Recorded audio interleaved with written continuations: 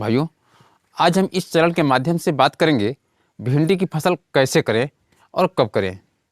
किसान भाइयों, अभी जनवरी का महीना है। इस समय अभी हम भिंडी की बात करेंगे। अभी गर्मी का खेती जैसे बैगन, मिर्च, टमाटर, कद्दू, खीरा, तमाम तरह के यानी सभी फसल लगाई जा सकती है। तो लगाने के लिए अभी एक बहुत बड़ी समस्या आ रहा है। हम लोग उत्तरी भारत से बिलोंग करते हैं, उत्तर प्रदेश से हम हैं, इसलिए यहाँ ठंड बहुत ज़्यादा पड़ रहा है। इस समय ठंड और पाले की वजह से फसलों में अंकुरण बहुत ही कम होगा। बिना टनल का खेती करना बहुत टफ हो जा रहा है।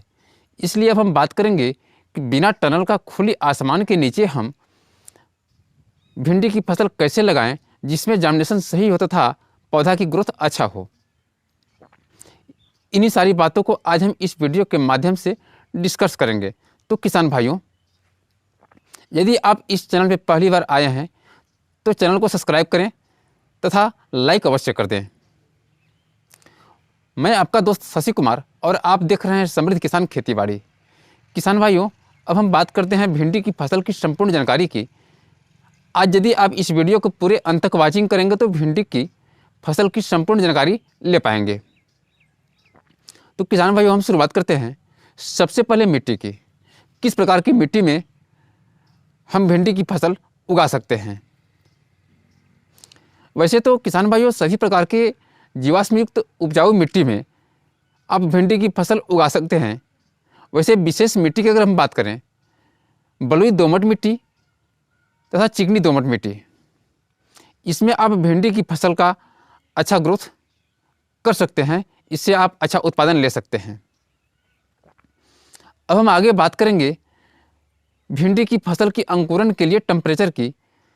तो भिंडी की फसल का अंकुरण के लिए 20 डिग्री टेम्परेचर उपयुक्त है। वैसे आप 20 जनवरी के बाद भिंडी की फसल ज़रूर लगाएं। भिंडी की फसल 20 जनवरी के बाद लगाएंगे तो टेम्परेचर भी थोड़ा बढ़ जाएगा, ठंड कम हो जाएगा, तो वहाँ पे आपका अंकुरण अच्छा रहेगा। तो समय की ज़रूर ध्यान दें। चलिए अब हम बात करते हैं खेत की तैयारी कैसे करें। किसान भाइयों, खेत की तैयारी करते समय खेत को अच्छी तरह से 2 से 3 बार गहरी जुताई करवाएं और खेत में कुछ सड़ी हुई गोबर की खाद डालें। जैसे अभी हम जो भी बात कर रहे हैं प्रति एकड़ के हिसाब से बात कर रहे हैं, तो 1 एकड़ में 4 से 5 टाली सड़ी हुई गोबर की खाद पूरे खेत में बिखेर लें। और साथ ही कुछ रासायनिक खाद जो डालना है, single super phosphate 100 kg, DAP 50 kg, muriate of potash 50 kg और सल्फर 5 kg। और भिंडी की फसल के जड़ के अंदर कोई रोग ना लगे, निमेटोड की समस्या ना आए, उसके लिए आप कुछ दवाइयाँ डाल सकते हैं। जैसे 5 किलो रिजेंट दानेदार, इन सबको मिलाकर के पूरे फसल में मतलब पूरे खेत में छिड़काव करके अंतिम जुताई करवा लें और मिट्टी को भुरभुरी कर लें। चलिए अब हम मुख्य पॉइंट पे बात करते हैं, मुख्य बिंदु पे बात करते हैं। जो सबसे जानना जरूरी है भिंडी की फसल के लिए कि अब हमें खेत की तैयारी करने के बाद बेड कैसे बनाएं या क्यारी विधि से लगाएं। कुछ किसान भाई क्यारी विधि से लगा देते हैं और कुछ मेड़ बनाते हैं। तो जो सबसे उपयुक्त है उसकी अब हम बात करेंगे।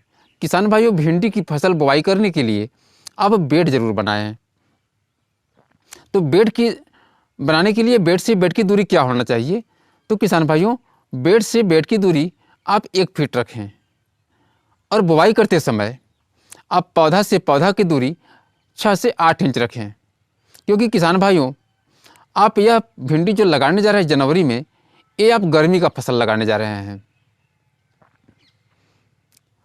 और भिंडी का फसल 4 से 5 महीना तक लगातार आपका उत्पादन देता रहता है। उससे आप लगभग 4 से 5 महीना तक लगातार बेनिफिट ले पाएंगे।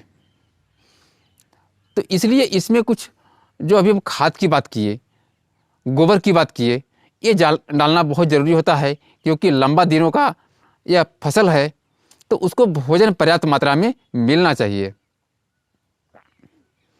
तो चलिए अब हम बात करेंगे कुछ वैरायटियाँ की जो आपको अधिक से अधिक उत्पादन दे सके, जिसमें रोग प्रतिरोधी क्षमता अधिक हो। इसलिए आप पर्याप्त मात्रा में भिंडी जब भी खरीदें, भिंडी का बीज जब भी खरीदें तो अच्छी क्वालिटी का बीज खरीदें। अपने अगल बगल दोस्त मित्र से ज़रूर सलाह ले लें। आपको आपके यहाँ की वातावरण क्लाइमेट के अनुसार जो सूटेबल है उस भिंडी का प्रजाति का चुनाव करें। वैसे हम उत्तर प्रदेश से हैं, हम जो खेती करते हैं वो राधिका भिंडी आज लगभग 3 वर्षों से लगा रहे हैं। तो आप राधिका भिंडी का चुनाव कर सकते हैं, अडवांटा का राधिका।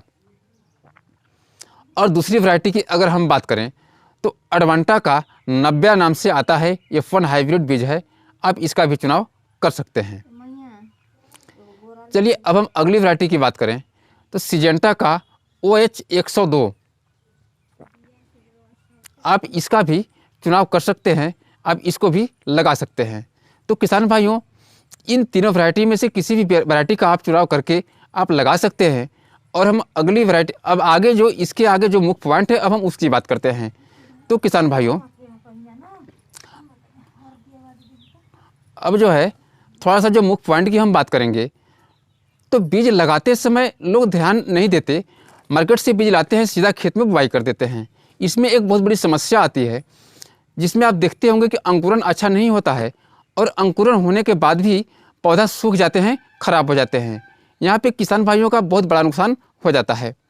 इससे बचने के लिए जब आप बीज लाते हैं घर पे, बोने से पहले उसको उपचारित अवश्य करें।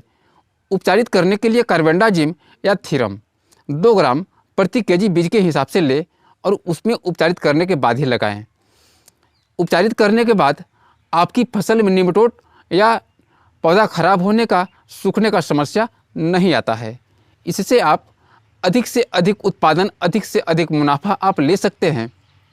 और अभी हमने जो भी वैरायटी की बात किया, इन सारी वैरायटी का एक क्वालिटी है कि लगातार 4 से 5 महीना तक आप इससे उत्पादन लेते रहेंगे और इसका फल आकर्षक, मुलायम और मार्केट में ज़्यादा पसंदीदा सब्जी है। तो चलिए अब हम बात करते हैं अगली पॉइंट, सिंचाई की। किसान भाई, बुआई करने के बाद सिंचाई सबसे महत्वपूर्ण है। मुझे सिंचाई कितना करना चाहिए और कब करना चाहिए, कैसे करना चाहिए, क्योंकि किसान भाइयों, जब आप बुआई के बाद सिंचाई करते हैं तो सिंचाई करते समय आप पूरे क्यारी को डुबा देते हैं।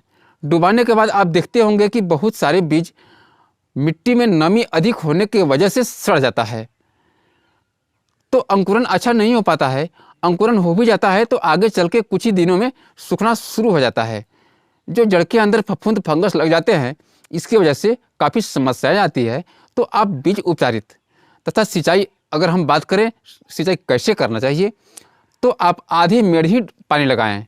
आधा मेड़ पानी लगाने के बाद पानी आपका पूरे मेड़ में अपने आप खींच लेता है। जितना आपका भिंडी का बीज की ज़रूरत हो उतना आवश्यकता अनुसार खींच ही लेता है। तो आप इस प्रकार से भिंडी की फसल लगा करके आप अधिक से अधिक मुनाफा ले सकते हैं। और अगले वीडियो में हम बात करेंगे भिंडी की फसल में आने वाला रोग तथा रोकथाम के विषय में बात करेंगे।